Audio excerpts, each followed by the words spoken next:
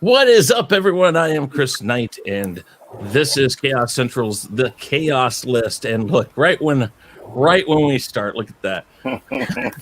Right on time there, Danny. Thank you very much. Okay, guys. So this is really how this works. We basically have 3 topics tonight. Normally we have 5, but because I'm running this show, we are paring it down quite a bit because I have an obligation at 9 o'clock or 9 o'clock my time, 10 o'clock all your other people's time, because you guys just don't know how this works. Central time is where everything revolves around. So you guys are actually off the rock. You guys are off the rock. The time. I feel like that's insane to say, right? Like nobody else claims their time zone is the time zone. It's central.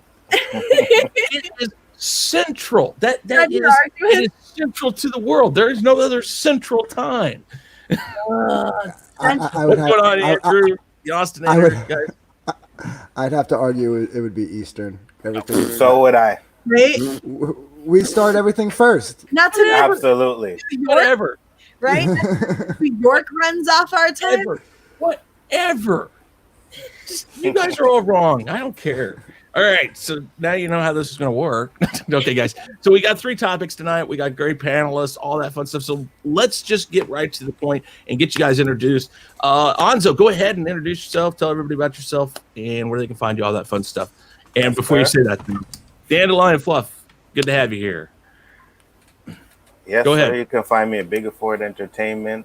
I'm either on this channel with Chris and Danny. You can catch me on Equilibriums on Sunday. And we have our own show, me and Danny, on Saturdays, which is called Square One. You can check me out there, man. Awesome. Now, do me a favor, everybody. Welcome, Anthony. DarkGift Comics presents. I haven't done a stream with you for a while, but good to have you back. Tell everybody about yourself. Yeah, I'm Anthony. DarkGift Comics presents here on YouTube. DarkGift Comics on Twitter. I like to play my guitar, sing a little, and talk comics. So, yeah, definitely come check me out and hang out. Excellent. And then underneath, Mary Mayhem. I'm really glad to have you on. Mary, it's always a pleasure to have you on. So tell everybody about yourself. Well, hi, guys. I am Mary B. I am the mistress of Mayhem, disruptor of the narrative, and official Whammon card holder. And I'm here because I was promised cookies. I ate them all. What yeah. Blame it on Anthony. Blame it on Anthony. I was told I was going to have lemon cream cookies and milk. I might have lied. I might have.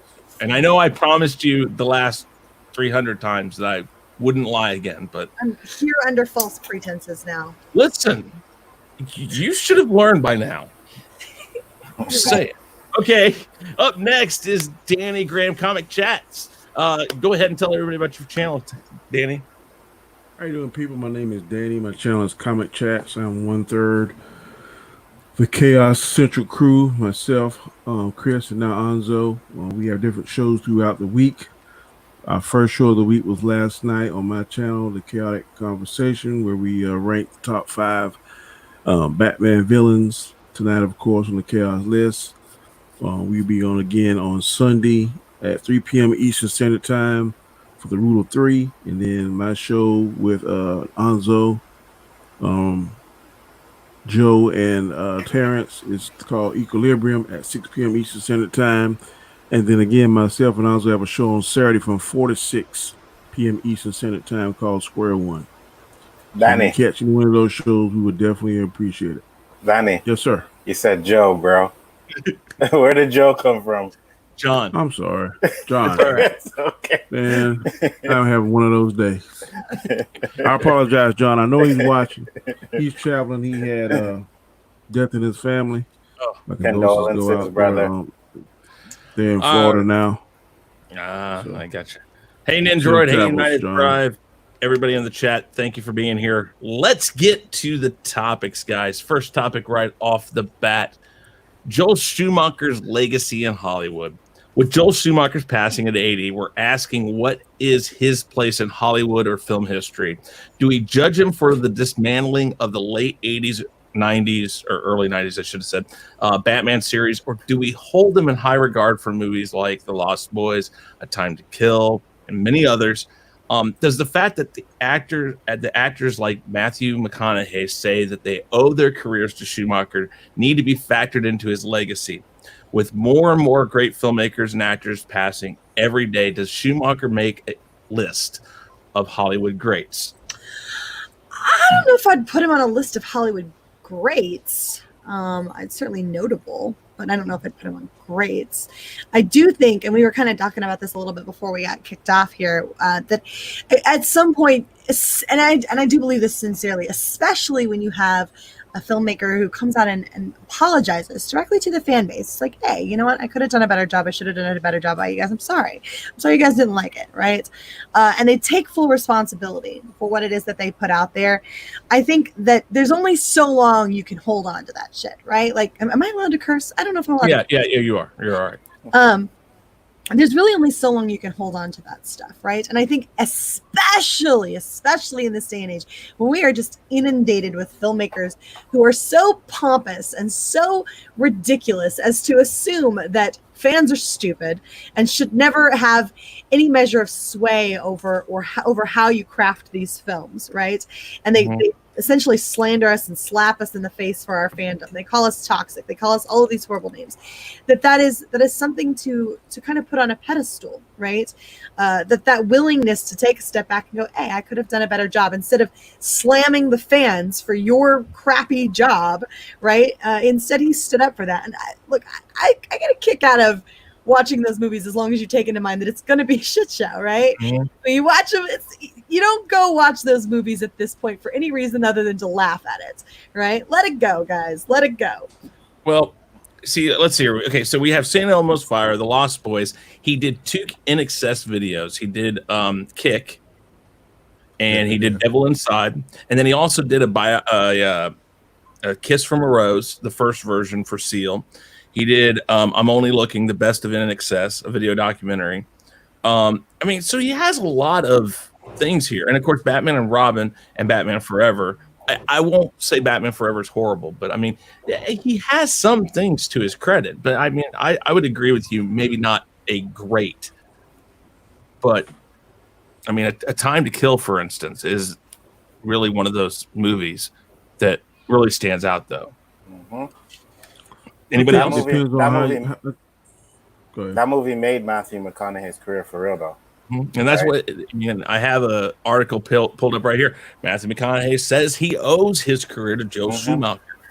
So I mean, he also helped. I just lost Kiefer Sutherland's career too. Because Kiefer Sutherland started off in Lost Boys, and then he transitioned to Flatliners. And then he also was in A Time to Kill. So he helped Kiefer Sutherland's acting career along as also. I think it defines how the individual defines great. To me, I think, and I'm just going to use this hip hop reference, that Rakim is the greatest rapper of all time, but he only had 2 albums. So I mean, it depends on how the individual says great. So I would say great. I think he was one of those. I think he's one of the greats. Okay. I think he was one of those types that just had like bursts of excellence, you know what I mean? With like the movies that we discussed, but then, you know, the next one up might not have been the greatest, you know what I mean? Like, I wouldn't say he was consistent, I'll put it that way. Before we get much further, guys, do me a favor. If you're watching over on Chaos Central, please hit that subscribe button. We're trying to get that channel up to 100 subscribers so we can get our vanity title. It's kind of important. And then we're going to start doing all of these streams over there. And guys, thank you very much. Smash that like button and all that. Anybody else got anything else on this that you want to talk about? No, I'm just saying he, like I said, he has a great career. I believe that some of the movies he did, I like Flatliners, you know, so I think he is actually one of the greats. He may not be the greatest or one, but he's up there, man. Like, yeah, I mean, you think about especially in the 80s, you know, St. Elmo's Fire, Lost Boys, Flatliners, and then The Client wasn't a bad movie. It's a good movie, yeah. And then, again, people want to say Batman Forever, and then Batman and Robin, oh my God. But in between that, sandwiched in between those two movies was A Time to Kill. So it wasn't like he lost his way. I think what Mary says, he just says, I should have done better. And maybe he got a little distracted by a lot of the things going on with they wanted to make Batman a real right. Can we blame him for what happened with Batman? I don't know. The studio was involved in a lot of that, right? The studio was involved in parts of it, but he himself pushed forward a lot of it as well. So to not call it partially, at least partially, his vision is, I think, inaccurate. I just don't think he was the right fit for it. Well, okay, put it this way. I like everything else he ever did. Yeah, he kind of got thrown into Batman Forever, because up until about a year before that movie really was finished or anything, just a few months before it actually got started shooting, Tim Curry was still slated to direct a third Batman movie, and because of differences between the studio wanting to go lighter and back off of the darkness that was Batman Returns. What? You said Tim Curry. You mean Tim Burton? Yeah, thank you. I'm sorry. Thank you. The Tim Burton. Yeah, but he was slated to direct the third. Karma hit you that fast, Chris? You know what? Karma's been a bitch for a long time, and I can't say anything about it. I said Joe instead of John. Yeah, well, I know. There you go. But Tim Burton was slated to direct the third Batman movie, whatever it would have been. And between the studio and him kind of not agreeing on things, he left. And they basically went to Schumacher and said, okay, you're up. Mm-hmm. Keaton left because Burton left. So. Yeah, and that's the thing. So I don't think we can blame him for Batman Forever. Mm-hmm. But Batman and Robin was very much him. And again, like Mary said, he admitted to it. He's like, guys, I'll take that one. So, speaking of Mr. Keaton, Michael Keaton may become Batman again. Yeah, baby. Multiple reports are saying that Michael Keaton may return as Batman in multiple movies, including the Flash standalone film that may revolve around the Flashpoint storyline. This opens up the possibilities of a Batman Beyond and other unexplored by the live-action universe Batman storylines. What is your take on this news, and does this mean that DC may be making a concerted effort to salvage what some consider to be a muddled and disconjointed storyline? Oh, I think that's definitely what it is. Okay. Yeah, they don't want to start over, and I don't blame them. Why, at this point, they'd be behind the 8 ball too far. Yeah, that's definitely what it is. The problem is, though, is that you can't fix shit with more shit, right? So it's going to wind up being this situation. They've already kind of made this mistake before with Birds of Prey, right? Where they made this movie and it's supposed to be about birds of prey, but then it doesn't wind up actually being about birds of prey. So they're going to chuck a Flashpoint movie out there, right? They're going to call it Flashpoint, but they're not actually going to make a Flashpoint movie. And you're going to piss a lot of people off. And I mean a lot of people off. And I mean, personally, I can't sit here and purport to be some huge Flash fan. I'm not, right? What I know about Flashpoint is all sort of secondhand information that I've received from other people. But I do know gigantic Flash fans who are already indignant over the Ezra Miller stuff and don't feel like that's really Barry Allen. And I totally see that perspective. Real quick, sorry. Yeah, we got a super chat, $4.99 by John, BaldManBad. You really think the Flash is happening after the Ezra chokeout video? And that's what you not. Grace Randolph says it's up in the air, and she's going to happen without him. Which is weird, because is he the right fit? No. Okay. If I was them, I'd go to Canada. I'd throw a shit ton of money at Grant Gustin and say, "Look, come on down, bro." Okay. I know it ain't gonna happen, but so Mary, I'm sorry. You know what they could do? They could finish out his contract, have him start the movie off, do the Flashpoint, and then because of Flashpoint, the new Flash is Grant Gustin, and that's how they can do it. And then they can finish out his contract. I think they could just replace him, man. They did it in Iron Man. So just replace him. Get someone else to play him and just move on from there. You know, you get someone good, people won't care.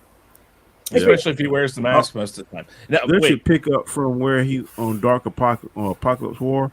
That's where I would pick up at Flashpoint with a Flash just running over the water, and then it springs into blah blah blah blah. All right, I want Mary to finish on her thought though. So Mary, go ahead because I cut you off. I'm sorry. Even if they did try to accomplish Flashpoint, right? There are a lot of pieces in place that aren't set up properly for them to actually tell that story, right?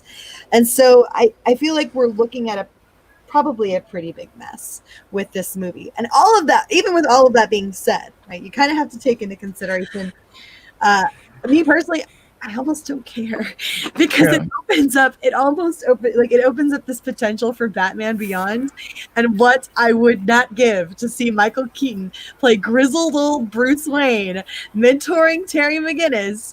Like, I would give my left nut for that, and I don't have a left nut, so I would locate a left nut, and I would give said left nut for. Is Andrew aware Andrew of run. this? Andrew run. Okay, good point there. But that's what I was hoping for this Batman. Truthfully, I was hoping that I'd hear this before that started, and alas, we're not going to get that. I don't think so. I think all depends on the Snyder cut. You know, if that's popular, if that goes off, I think then maybe they'll have more confidence to maybe at least go in that kind of direction. So we'll see, but I think Snyder Cut has a lot to do with the things that's going forward with the DC universe. I don't think they give a crap about that. No, I think he's right. I think he's right. I'm telling you.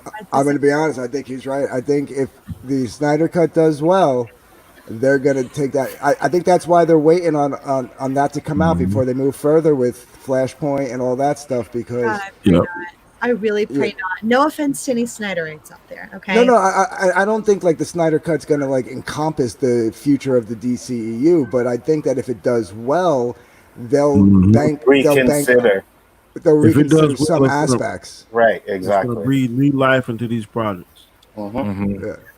Look, I'm all about breathing new life into it and everything like that, but Lord love a duck, I do not need Zack Snyder's version of Superman, Zack Snyder's version of Batman moving forward. It's such a muddled mess. If it'll bring back Henry Cavill and Ben Affleck, I'm all for it. I like them, the actors, for the roles. I don't like the way the characters were presented. And so I'd love to see them continue in the roles. I don't think we're gonna get Ben Affleck. I think we might get Henry Cavill. Henry Cavill is guaranteed. I mean, even moving past that, right? Okay. I think he might stick around. But I don't think we're gonna, because God, Lord love a duck, I don't really want to see Ben Affleck drink himself into an early grave. No. Right? I really don't want to see that. Even though I love him for the role, and even though I love Henry Cavill for the role, I do not want to see them continue to play it as Zack Snyder would have had them play it. That's just not Superman to me. And I'm in total agreement with that, because it absolutely there's some things I did like about Man of Steel, but I don't want this whole thing to be predicated on what happens with something that AT&T basically is forcing onto Warner Brothers. If Warner Brothers thinks they can fix this mess, then let them fix it or show they can't, but don't make it predicated on the Snyder Cut, because I don't want to go that direction anymore.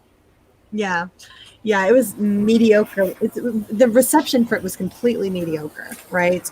I fully support people's rights and desires to enjoy what they enjoy and to appreciate what they saw in it. But as a fan of Batman, a big fan of Batman, and as I would say a pretty good fan of Superman. I watched Superman the animated series, and I watched Justice League religiously when I was younger. It's just, it does in no way represents the characters that I know and love. And as I understand it, how they were presented in the animated series. Fascinating. I was not expecting it. Basically, hello? Yeah. as I understand it, those animated series are pretty good indicators of what you get for the mainstream comics. Yeah. Yeah, I think I'm in the minority though. I think when it comes to Affleck's Batman, I actually enjoyed his portrayal of it. I don't think you're in the minority. I enjoyed it too. I liked I don't it as understand you're not. I always viewed it as He is the best Batman.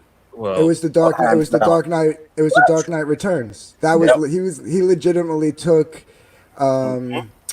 took the character from that graphic novel and Yep. and Made brought him it to the real. screen. Well, that's what I'm saying. I always viewed if you want to put them in a timeline, and I know this is difficult because they don't actually connect, but if you want to put them in a timeline, I always saw the way that it would go as it's Batman Begins, The Dark Knight, Batman 89, Batman Returns, and follow that line, and then The Dark Knight Rises, and then Batman versus Superman. That's like in age wise. I always saw it like that, is that after The Dark Knight Rises, his age is showing and stuff like that. But I think that in Batman versus Superman, Batman's portrayed as an older man who knows he's lost a step. So Can I just point out how stupid an idea it is to put old man Batman in a Justice League movie when you're just kicking off your franchise? I'm sorry, but is that or is that not a ridiculous call? You are trying to kick off your franchise. You want to go for a decade or more with these people, right? Like you're trying to mimic Marvel. You're trying to set up this universe and start off with grizzled old Batman. What the fuck were you thinking? Why would we start there? Because honestly, I think that they did have an idea, and the idea was that we're going to get to the Flash movie and we're going to make a Flashpoint where this won't matter anymore. We can go backwards and get a younger one, or we can keep him and a younger one, because Flashpoint introduces the multiverse in a sense for them, I think, in the DCEU. I think that's what they were thinking. I don't think they thought very well. Whatever, but why would you why would you try to do that so shortly in, right? Like, why would you do that after literally only getting 2 movies where Batman's been around? That seems like because you could still do the multiverse thing, right? And you could still go a different route with a different actor for Batman if you needed to. But why would you do that so only briefly into your sort of traversing this area here? I feel like they did so, but that's Snyder's issue right there. I was going to say, well, that's why Affleck was the perfect actor, because you can make him look older and still get a good 10 years out of the guy. And you don't even have to do the Flashpoint thing. You could actually jump right into Batman Beyond and have Terry McGinnis come in and still keep Affleck as the older Batman. What they're going to do with what they're saying they might do with Keaton. Affleck in that role. Sure, you can. 10 years from now, absolutely, you can. No, you Okay. We're talking about the difference between Affleck in 10 years. You don't have to make him 80 years old like in the cartoon. You just have to make him like 60. No, man, no. Bruce Wayne is out of business because he had a freaking heart attack. He's 70-something years. No, you can't put Ben Affleck in that role. Listen, Batman and Batman vs. Superman was a 40-something going on 50-year-old alcoholic. Like, he could have had a heart attack any minute. I want grizzled old Michael Keaton Bruce Wayne. That's what I want. Right, but what they could have done is, like I said, get 10 years out of him, make him look to appear in his 60s or 70s, not necessarily 80s, going forward, and keep him as like the Tony Stark figure. You know what I mean? Like the guy who's just there to mentor all the other guys. Mr. DarkGift. Yes. DarkGift. I'm sorry. Everybody does it. I am smelling what you're cooking, bro. I'm with you 1,000%. He's a Ben Affleck lover. I think that's where I think the only thing out of that movie that was stupid when it came to Affleck was the whole, and it's not even his fault, was the whole Martha line. Yeah, that was the worst part of that. Yeah, that's not either of their faults. No, not at all. That is on Snyder's shoulders. But that's the thing. Snyder, they should have never done a team up movie as early as they did. No. I don't think they should have started with. I don't know. I don't mind Ben Affleck in the role. I would have said, if you know what, give him his own movie, make him look a little younger because he can do that, and start it off there.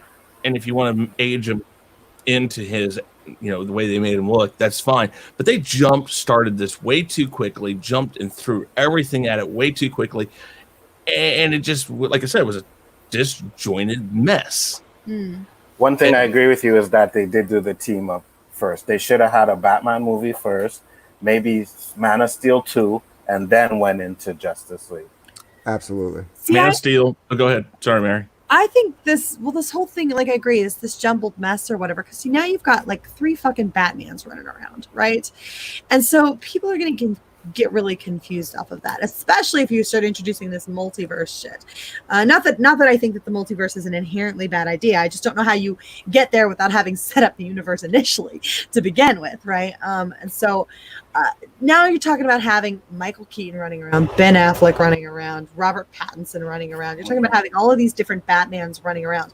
What I don't understand is why you couldn't have just done just 2, right? Like, because mainly because I really fucking want a Batman Beyond show. Yes, Batman Beyond movie. I wanted that. I wanted it with Pattinson. That would have worked for me. See, well, I think. Well, I haven't seen Pattinson yet, but I'm inclined to give the guy the benefit of the doubt, provided he learns how to fucking leave his house and stop eating cereal 24/7. That'd be great. But like, I don't understand why we couldn't have gone, say, Michael Keaton or something along those lines, like for the Batman Beyond, and then done. Not that I have distaste for Ben Affleck. He's great or whatever, but I feel like it's just too convoluted at this point. All right, we got a $4.99 super chat. BaldManBad John again saying easy because they wanted the Bruce Clark relationship and expected lame DC fanboys to fill in the gaps. John always won with the light-hearted words. Go ahead. As far as the Flashpoint thing goes, I think Flashpoint was always an inevitability. I think that's where they were always going. I don't know if where the direction they're going to take it now is where they were going to do it when they initially did this. First of all, when it comes to Zack Snyder, if you're going to keep him around, just keep him on Batman. Like, that's what I say. Like, he's got that dark thing going. Keep him on Batman. Keep him away from Superman. But as far as Flashpoint goes, because everybody's saying that they might keep Keaton around because of the Flashpoint thing, right? That's one of the rumors going around. Like, he might be popping in and out of different movies, which is cool and all, but like, if you go to like the true Flashpoint storyline, Thomas Wayne being Batman, like a murderous Batman, and as much as I love Keaton, and I think I would probably go more for the Keaton thing, and kind of, it doesn't have to be a die-hard by the letter Flashpoint storyline. Seeing James, who played his father in the beginning of BVM, James D. Morgan. Yes. Negan. Negan. Seeing him play a murderous Batman whose son got killed and going around killing people, I think would have been awesome. You know what I mean? Like, I think that would have been a sick. I think that might have been the initial reason why they got him for that 3 minutes in the beginning of the movie, was so that they could do that eventually. That sick. Yeah. Right? I highlighted what Andrew said here. They should have had solo films for Batman, Flash, not Miller, Aquaman, and all before Justice League. And that's exactly how they should have done it. And I mean, everybody agrees with that. Cyborg, maybe not. I don't know, but you could have had Cyborg kind of in and out of the world of finance before then too. Cyborg could have been like their Hulk. He could have been in other people's movies. You know what I mean? Like, he doesn't need his own movie. And then the alternator made at this point true. They should not have killed Superman in Batman versus Superman. That should have been its own storyline for Man of Steel 2. There was way too much in that movie, to be honest. Exactly. With you. Batman was not the problem in that movie. You know what I mean? It was just they had Doomsday, then they had this shitty ass Lex. It's just way too much in that movie. Doomsday was crap too. Doomsday was horrible. Yeah. They could have just named that anything else. They didn't have to even reference Doomsday. And it would have been fine. But Lex, I had a problem with Lex in that movie. Like, they got the wrong person to play Lex. Yeah. Well, I liked Alfred. I liked everything Batman in that movie. I liked Alfred. I liked how Alfred was jaded. I liked how Batman was jaded. Everything about the Batman, everything else about that, and Wonder Woman. I liked Wonder Woman because she was brief, so they really couldn't mess that up. But everything else, the Superman, all the other points to it was just horrible. Horrible. Absolutely. Anything else you guys want to mention on this? I mean, I'm really excited. This is something I wanted for a long time, and I wanted this before the Batman was announced, because when I kind of heard Pattinson was getting talked about as the next Batman, I was like, ooh, I could see him as Terry McGinnis Batman, and I could see him in as the Batman Beyond. And then people like Shaun Stackhouse and me and several other people were saying, man, if they went that route, Keaton should be back, because Keaton could play the old man Wayne so well. Could too. He would totally do. Yeah. And I just watched the '89 Batman just today, man, and I would definitely love to see him come back as Batman. Hands down. I just watched all 4 of the '89 series last week. I was just sitting around. I have the box set, so I popped them in. Yeah. You know, I haven't watched Batman and Robin. Crisis gave DC what it needed, and they retconned the whole universe. Now all they need is to point the flashpoint in the right direction and start DCEU, what they have going on the movies and what they have going on CW. While CW, I think overall has a better idea of things. I'm not a big CW guy, so I'm not even going to go into the merit of how good those shows are or aren't, because I don't watch them, so I have no say in it. I like the fact that they at least are more expansive, but I don't think that they're tied to the movies, so therefore they are need to work together though. But they are tied. I know, because they brought in other people, but they brought in Ezra Miller. Yeah, right. They brought in Ezra Miller. I know. Just by doing that, they could say that affected things in the movies. They could say that. I'm not saying they will, but they could do that. That's the reason why they brought him in there, just to have that, to say, okay, if anything happens, we can do this. They'll do the same thing that Marvel did with the TV shows. Like, the movies will totally ignore the TV shows. You know, the TV shows might now that they did that, utilize some of the aspects of the movies to influence their ratings and stuff like that. It was my understanding that the TV shows were the official universe.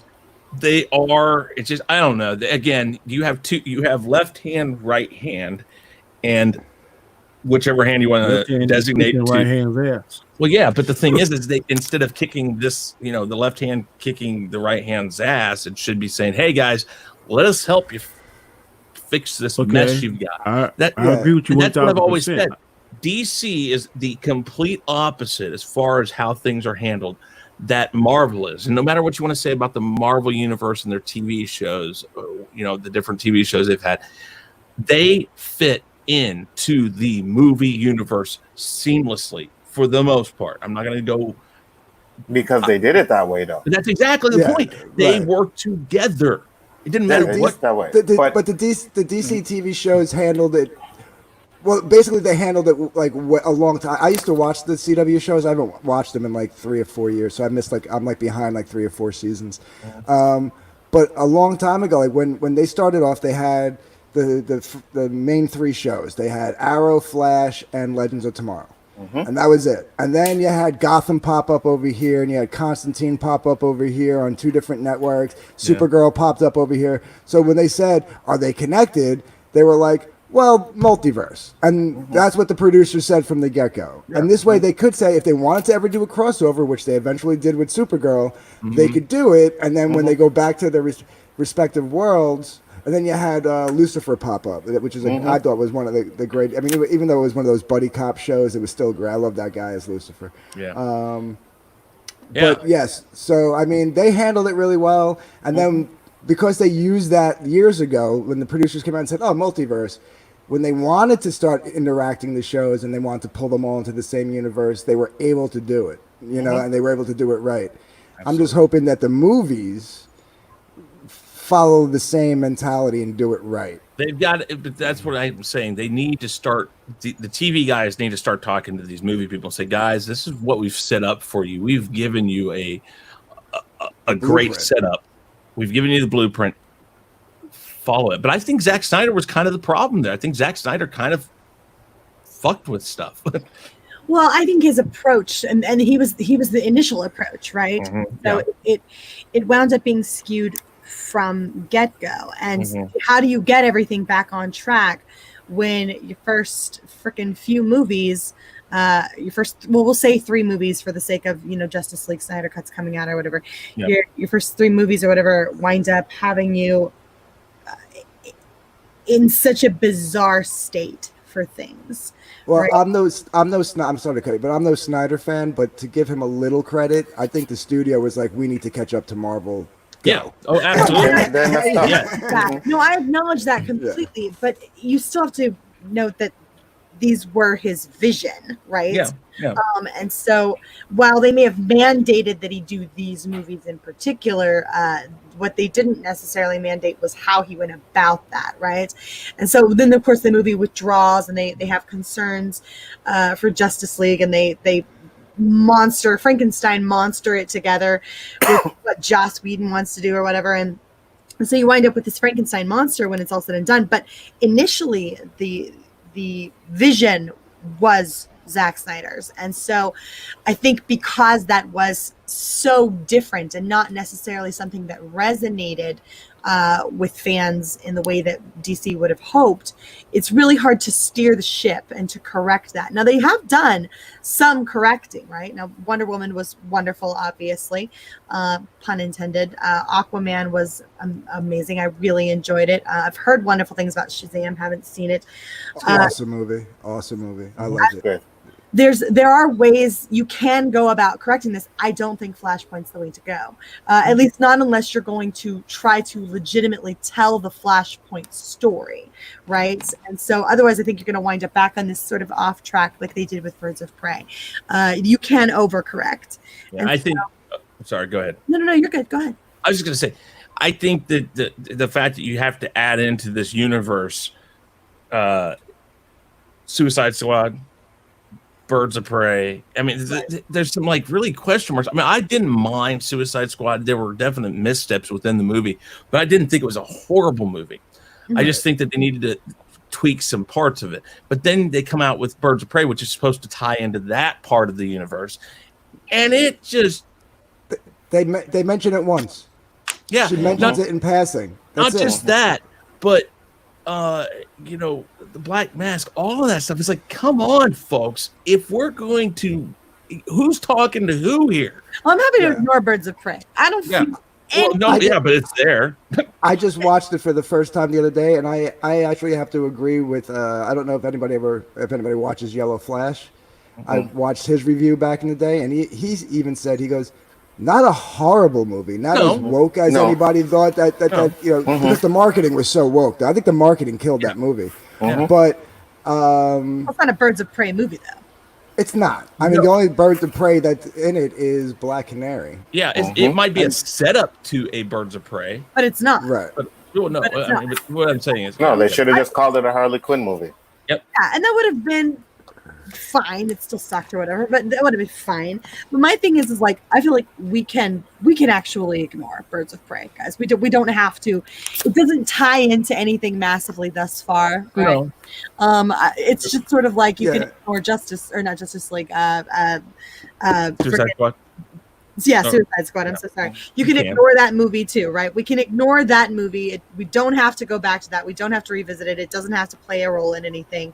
And I feel like we can move forward as long as they get a grip on what the fuck they're doing. So. I think to do everything, the one thing I agree. Like, I don't think, because they only mention Suicide Squad like in passing, where she's like, oh, and then I saved the world with a collar on. That's like the only reference to Suicide Squad in the whole Birds of Prey movie. I think really the only clean way to do it is a Flashpoint storyline of some sort. You don't have to call it Flashpoint, but something along that. Flashpoint, they're gonna piss a lot of people off. Well, I mean, it depends. Like I said, how they do it, but. Without breaking down all the good stuff and like starting from scratch, to keep the good stuff, like the Wonder Woman and the Aquaman and the Shazam, and to move forward, you can erase Birds of Prey and Suicide Squad and not even make a Suicide Squad 2 just by doing that. Yeah. I mean, what is it? But they might make it a reboot, and they might wait till after Flashpoint and then say the other one never existed. here's the new Suicide Squad, and maybe do it right this time. Well, they're calling it the Suicide Squad, so they may very well. That might be what they're thinking. I don't know. Yeah. All right, guys, let's get to the last topic so we can finish this up before Marianne and I have to jump off of here. So, topic number 3: the Batman has 6 villains. Is it too much? The 6 villains for the Batman are reportedly as followed. Now, again, this is not definitely confirmed. This is just something that I found. The Riddler, the Penguin, Catwoman, Two-Face, the Mad Hatter, and Firefly. With the first 3 confirmed and set to be played by Paul Dano as the Riddler, Colin Farrell as the Penguin, and Zoe Kravitz as Catwoman. Also, Falcone was supposed to be in this. who? Falcone?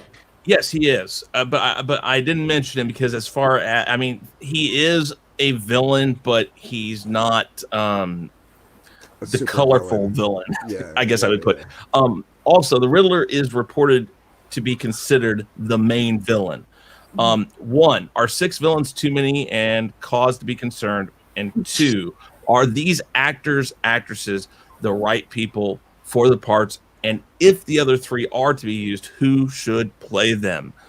Way too many fucking villains. Yeah, Well, it's definitely way Six too is many too many. villains. Yeah. Well, 6 is okay, too so many. this kind of falls in line to the Long Halloween, kind of. Not all the same villains, but the Long Halloween had a ton of villains into it. So could they be possibly trying to go for that? I mean, we don't. I don't think you should have that many villains in a movie unless you're gonna like tailor it to something along the lines of like. Do you guys remember the animated series where they did the Almost Got Him episode? Yeah, it was sort of like a montage. Yeah. Of all those different villains who almost like I could see if you wanted to go that route, extend it out or whatever, but I do not see how you're going to shove this many villains coherently into a story without it being super cramped, super ham-fisted. Like it feels like they're throwing everything at the wall, including the kitchen sink, right? Okay. I mean, is it going to be a 4-hour movie? How do you? Exactly. I mean, I don't know. They'd have to John- break it up. They have to break it up to about 3 parts. I say, okay, so John Turturro is Carmine Falcone. There are 3 people in here, and they are 3 male actors who are listed without parts on them. That is Max Carver, Charlie Carver, and Mark Killian. So I don't know. They're doing the male version of Firefly, right? Not the female. I version? think so, but that's the thing. I don't know because these 3 aren't listed. So are they trying to hold back, or they've been casted and they just don't know which one they're going to put them in yet? I'm kind of excited. I would back off on the villains, and I would definitely keep the Penguin. Yeah. Yeah. I would keep Catwoman. Mhm. I can understand the Riddler, but I would almost ditch the Riddler and put in Mad Hatter because we've never gotten the Mad Hatter in movie form, and I want to see. Love to see Mad Hatter. How is what's his face playing the Penguin? Colin Farrell. Farrell. I don't. He's Because I didn't know he was playing him, but they did. The description of the character is he's going to be short, obese, and with a long nose. Well, they might stick him in a suit. But I don't know. I think he's gonna be like a. He's gonna be like a more up to date version of Penguin. He's not gonna be traditional Penguin that we saw. There is no way he can pull that off. I saw some art online. Yeah. Who did Colin Farrell. Yeah, and stuff. And they kind of heard him they had him in a fur coat, I think, with a cigar. Yeah, that was actually from another movie. Actually, he said. But I'll say this: he has confirmed that he's doing it. So, Dandelion, you missed a bunch of stuff. You're gonna have to go back and watch the whole thing. I'll say I'm the only one, I guess, that doesn't think that the 6 is too much. I'm thinking if they do it like an Arkham Asylum type of game, right? Because I heard he was going into the Arkham Asylum. So if he's going into Arkham Asylum and he has to fight these 6 villains, I'm cool with that. They don't have to have big roles for me. But that's kind of what Mary was saying. When's the last time you saw a sense. video game translate to movie well?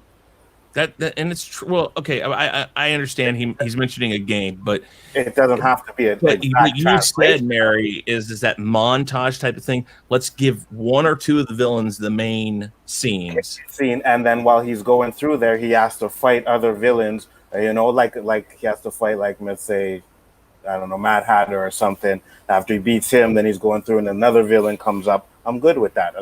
I'm fine with that. Yeah, I just think Firefly this is so a unique. obscure. I just think that this is a unique opportunity since the Mad Hatter is being mentioned to I would like really to see do Doug that. Hutchison play the Mad Hatter. I think he Yeah. can pull that off. Who? Doug Hutchison. Oh, yeah. But Is I this mean, movie in the DCEU or is it standalone like the Joker was? They don't even know yet, to be honest with you. At least they haven't really. they haven't said anything about it, so we don't know. I want to say. Oh, go ahead. No, I was going to say again. To me, that depends on the Snyder cut, right? Because if the Snyder cut is good, then this is a part. This is its own standalone movie. But if it's not good, then it's part of this. No, this right here, no matter what the Snyder cut does, could be part of the DCU because they could literally say this is the beginning. So no matter everything's afterwards. Prequel, they could do that. I mean, that's basically what else are they going to do? They've got Pattinson in there. He's not going. You can't pass him off as. I don't know how the hell you're supposed to have this brand new Batman fight off that many damn villains all at once. I think that's kind of the point. Because too many. Right? Six is too many. They should stick with the first three. Yeah, Riddler, I think Penguin. kind of think three's probably too many. I mean, not if you include Catwoman, because she's more like a sort of anti-hero. Exactly. So I could see it. Two with her might work. But like if you were just doing three straight villains, I feel like I still feel like that's too many. Like I feel like two villains is way more than enough for a movie.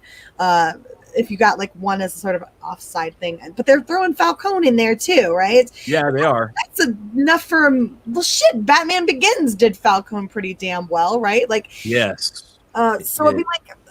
But see, what you got to do is you ain't gonna necessarily use that third villain as much as the first two, and then like on the end scene credit for the last few minutes of the movie, introduce the third movie for the second movie. Well, you see, that's the thing. That's why I think 6 could work as long as 3 or 4 of them. Right. Well, for instance, like Mary said, the Catwoman is really easy to play with as not being a complete villain because she does play the line a lot of times. It's like, okay, I'm going to help Batman out because I'm pissed off at so-and-so. But the next day, I'm pissed off at Batman, so I'm going to help so-and-so instead. And you can play that well into 2 other villains being in the movie and her being kind of playing the field. And then occasionally throw out quick glimpses or quick shout outs to 3 others with little scenes that are maybe 5 minutes each or something. I don't know. You could make it work, but they can't be main villains. It just can't be in the movie. Well, do you remember? In the 1966 Batman, there was 4 in there. Well, yeah, but okay, but that's such an anomaly because they were just making they were playing with that. They didn't expect that to go anywhere, and then when people jumped on board of it, it was like, okay, I guess we're gonna go with this. I mean, as for Falcone, love it or hate it, the Gotham TV show played with that character pretty well. If the movie takes any guidance from that, like he was a background character. He was just kind of in the background manipulating everything while Penguin and everybody else was running around like lunatics. It wasn't until like the 2nd or 3rd season where he played a more prominent role and what have you. So if they just have him in the background and like save him for like a Falcone. Yeah, if they just have him in the background for this movie as like being like the guy manipulating all the crime in Gotham. How about the Mad Hatter doing that? See, I would love to see the Mad Hatter. I would love. Yeah, no, I would love. I'm with you guys on that. I would love to see a live action. Well, I mean, they did it in the show, but the guy in the show was awesome. Yeah, that was well, which Mad Hatter? I might think. Oh no, what did what's his face play? Hamill. Who did Hamill play in the Gotham show? He didn't play the Mad Hatter. No, it wasn't him. This was somebody. Mark Hamill played somebody in the Gotham show, but I don't. You talking about the Flash show? He played he played Trickster. Oh, the Trickster. Yeah, I got that confused. You're right. The '90s show, which I loved. Which they brought him back for the new one. They brought him back for the new show in Flash. I got the 2 shows confused. But, dude, I'm sorry. I would love to see Hamill play a live action Joker.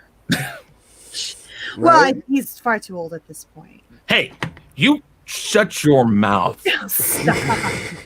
You know But I would love to see Mad Hatter live action. Yeah, Yeah, in a movie. I- That'd be Benedict Samuel was the actor that played the Mad Hatter in the Gotham series, and he was awesome. Yes.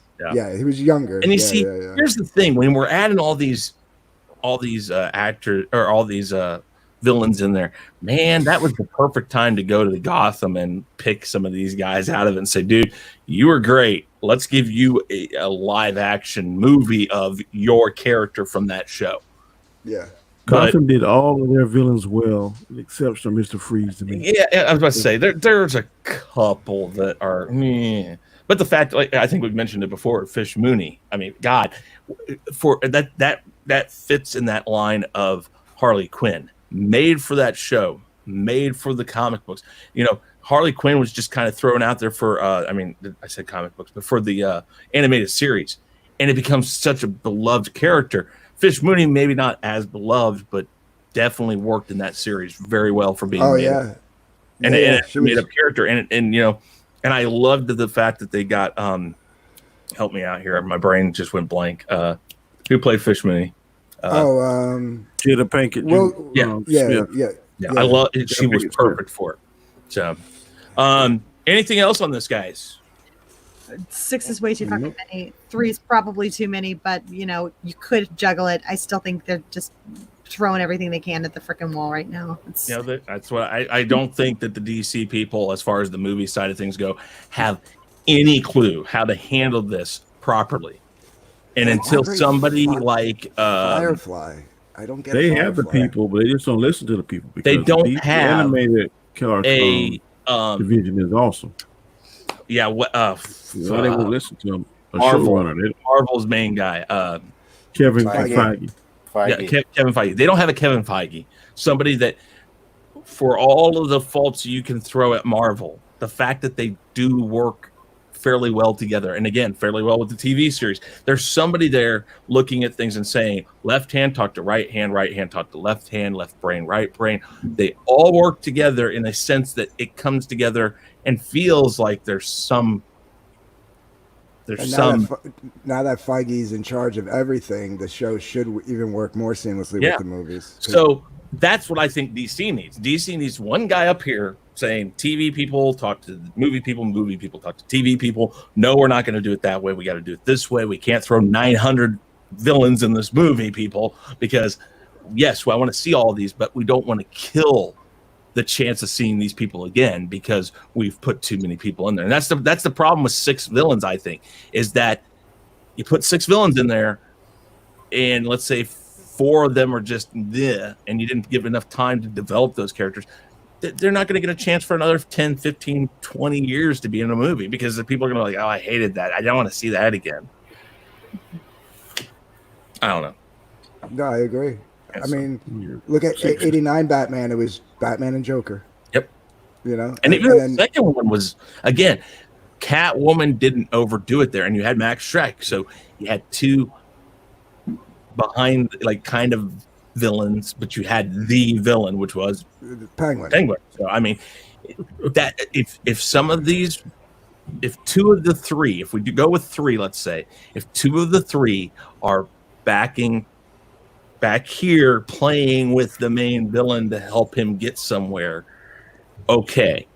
But you have to let one villain shine, which is why when I said the Riddler, maybe, but I would put Mad Hatter just because we haven't seen him. I would make that my main villain. Like, if they want to get so freaking ambitious, why can't we get Man-Bat? I'm just saying. Like, if you're trying to get ambitious, like that's the problem. He's another anti-hero type, though. Yeah. You know, he's like the werewolf that loses control. You know what I mean? Yeah. Like, he's not really a bad dude per se, but that's what I'm saying, though. If you want to get ambitious, go for that. Yeah, you can. Okay, guys. I'm good with 6 villains if they do it right. So. Yeah. All right, we are up against it. Let's go do the. That's what she said. Yeah, that's right. Sorry, I'm dead. Yeah, baby. No. You leave me alone. Okay, so let's run around and have everybody tell you where you can find them and what they're about and all that fun stuff. Let's go backwards from what we did last time. Danny, go ahead and tell everybody about yourself and where they can find you. Well, peeps, my name is Danny. You can find me here on Tuesday nights on the on this channel along with Chris and Nzo. It's a chaotic list. You can find me on Monday nights, Chaotic Conversation on my channel.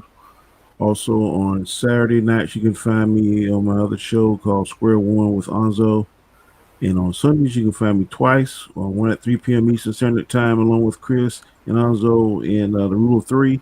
And later in the afternoon at 5 p.m. Eastern Standard Time, you can find me on Equilibrium, along with John, Anzo, and Terrence.